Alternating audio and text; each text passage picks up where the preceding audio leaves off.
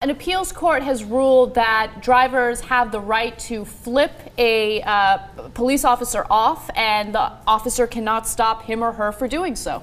That's awesome. Now, how many officers would actually listen to that throughout the country?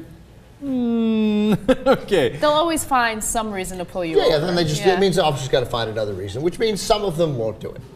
Right? You know, maybe, right? Maybe. And it depends on who's doing it. I mean, Right. if it's a banker, they're going to be okay.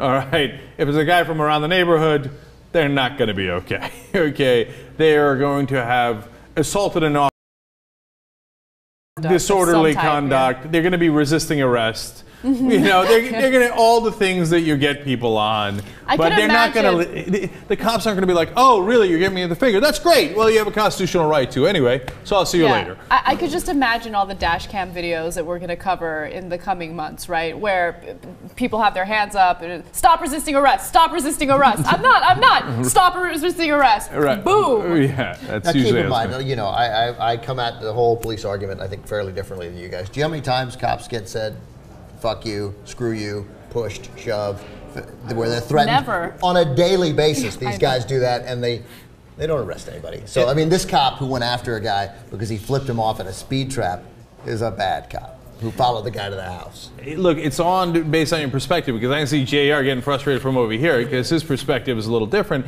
Now, my perspective is mixed. I mean, let me just tell a goofy story. I mean, I grew up in the suburbs, so it's not like I had a hard life or anything in that regard. But I once, when I was a kid, I stuck my tongue out at a cop, and he nearly arrested me. No, okay. I got it. It's just right. I'm just saying there are a lot of bad cops. There are, but most of them aren't, and most of them, when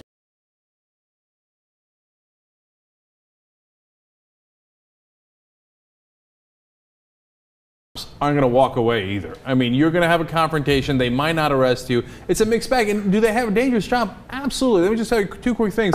I think it was this week, 3 New York cops got shot at, right? So that's, I mean, they're putting their lives on the line all the time. I remember when my house got broken into, and so here's a guy, and we thought he might have been on bath salts. We don't know what kind of weapon he's got. And the cops have to walk towards him, and they do that day in, day out. So they got a tough job. I know, but they're answering domestic disturbances like literally every day. And believe me, those people are flipping them off and telling them screw you. And I'm just saying, most cops, their goal in these situations is to diffuse it. Like, it's bad when it gets combative. This is a bad cop because he's creating combativeness where it not exists. Like, let the guy drive off. The flip side to that is, that's why I'm in the middle, is that we do a story almost every day. And it's a big country. Conflict with that was not necessary. So, but the bottom line is the court ruled in the correct way, and hopefully it has a little bit of a positive effect because, yeah, of course it's our right to do that. Now, you shouldn't do it even if it's your right. It doesn't mean like you should do everything you have a right to do, right? But it's not something you should be arrested over.